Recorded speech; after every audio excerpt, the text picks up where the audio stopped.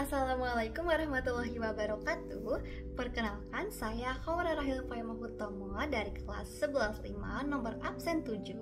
Kali ini saya akan membahas dampak penjajahan Jepang di berbagai aspek. Setelah masa penjajahan Belanda, bangsa Indonesia masih belum lepas dari masa penjajahan bangsa lain. Jepang memasuki Indonesia pada tahun 1942 dan mengambil alih kekuasaan dari Belanda. Jepang menjajah Belanda selama kurang lebih 3,5 tahun, sejak tahun 1942 hingga tahun 1945 yang ditandai dengan Proklamasi Kemerdekaan pada tanggal 17 Agustus 1945. Dari masa penjajahan Jepang ini, bangsa Indonesia menerima banyak sekali dampak-dampak di saat masa penjajahan Jepang.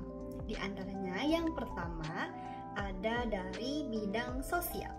Pada bidang sosial, Jepang menghapus pengaruh-pengaruh Barat di Indonesia dan memobilisasi pengaruh bangsa Indonesia untuk kepentingan Perang Asia Timur Raya. Kedua hal tersebut menyebabkan bangsa Eropa menjadikan kedatangan bangsa Jepang sebagai ancaman karena Jepang menangkap orang-orang Eropa dan keturunan Eropa, kemudian membawa mereka ke kamp-kamp interniran dalam kondisi yang menyedihkan. Beberapa tenaga ahli dari kalangan bangsa Eropa dipertahankan untuk membantu Jepang, tetapi apabila datang pengganti dari kalangan Jepang, orang-orang Eropa ini disingkirkan. Yang kedua ada dari bidang pemerintahan. Pada masa Jepang berkuasa, para pejabat kolonial dari Eropa disingkirkan dan orang-orang Indonesia dipertahankan.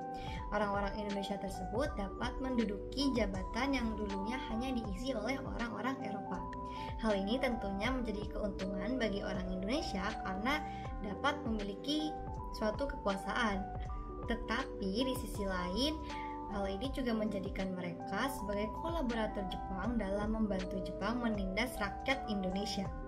Jika pejabat Indonesia ini tidak mau tunduk pada Jepang, mereka bisa saja dihukum berat. Kemudian ada dari bidang budaya dan pendidikan. Jadi pada masa penjajahan Jepang menghapus pengaruh-pengaruh Barat di Indonesia termasuk budaya dan bahasa. Sebagai gantinya, Jepang mempromosikan bahasa mereka untuk mengganti bahasa Belanda di Indonesia melalui pendidikan. Tetapi karena kurangnya tenaga pengajar dan sedikitnya orang Indonesia yang bisa berbahasa Jepang, bahasa ini menjadi sulit berkembang. Akhirnya, bahasa yang digunakan secara luas oleh masyarakat adalah bahasa Indonesia.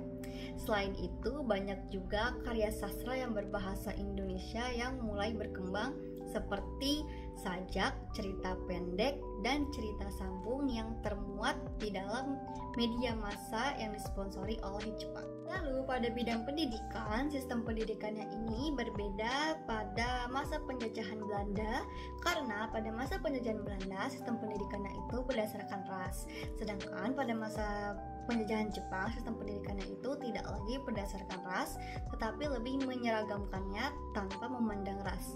Lalu Jepang juga menetapkan sistem sekolah 12 tahun, di mana hal ini itu dibagi menjadi 3 tingkatan sistem persekolahan. Yang pertama itu sekolah rakyat atau Kokumin-gakko selama 6 tahun, kemudian sekolah menengah pertama atau Shotokugakko selama 3 tahun, yang terakhir itu sekolah menengah atas atau Kotokugakko selama 3 tahun. Lalu yang terakhir ada dari bidang kemiliteran, di mana pada masa penjajahan Jepang itu Jepang mendirikan sekolah militer di berbagai tempat untuk tujuannya melatih orang-orang Indonesia yang bergabung dalam organisasi militer dan semi-militer yang dibentuk oleh Jepang. Beberapa organisasi militer yang dibentuk oleh Jepang yaitu ada Heiho, PETA, dan Gyuhun. Lalu beberapa organisasi semi-militer yang dibentuk oleh Jepang ada Seinendan dan Keibodan.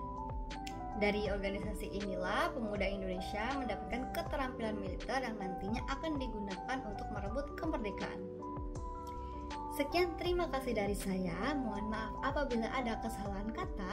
Wassalamualaikum warahmatullahi wabarakatuh.